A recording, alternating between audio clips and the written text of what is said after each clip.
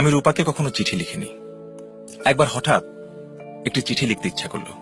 লিখতে বসে দেখি কি লিখবো ভেবে পাচ্ছি না। অনেকবার করে একটি লাইন লিখলাম, রূপা তুমি কেমন আছো? তুমি এত পাগল কেন? এতদিন পর একটা চিঠি লিখলে, তার মধ্যেও পাগলামি। কেন এমন করো? তুমি কি ভাবো এসব পাগলামি রেখে আমি তোমাকে আরো বেশি ভালোবাসবো? তোমার কাছে আমি হাত জোড় করছি, স্বাভাবিক মানুষের মতো আচরণ করো। ওই দিন দেখলাম দুপুরের কড়া রোদে কেমন পাগলের মতো হাঁটছো, বিড়বিড় করে আবার কি সব যেন বলছো। দেখে আমার কান্না পেয়ে গেল। তোমার কি সমস্যা তুমি আমাকে বলো।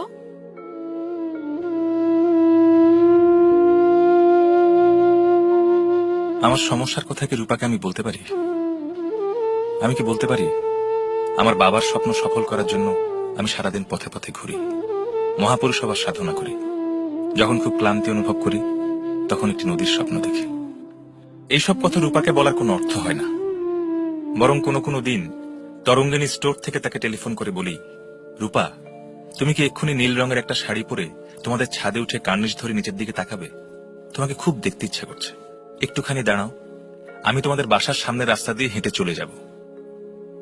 আমি জানি রূপা আমার কথা বিশ্বাস করে না, তবু যত্ন করে শাড়ি পরে, চুল বাঁধে, চোখে কাজলের ছোঁয়া লাগিয়ে ছাদের কার্নিশ ধরে দাঁড়ায়।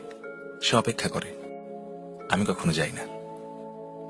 আমাকে তো আর 10টা সাধারণ ছেলের মতো হলে চলবে না, আমাকে হতে হবে অসাধারণ। আমি সারাদিন হাঁটি, আমার পথ শেষ হয় না।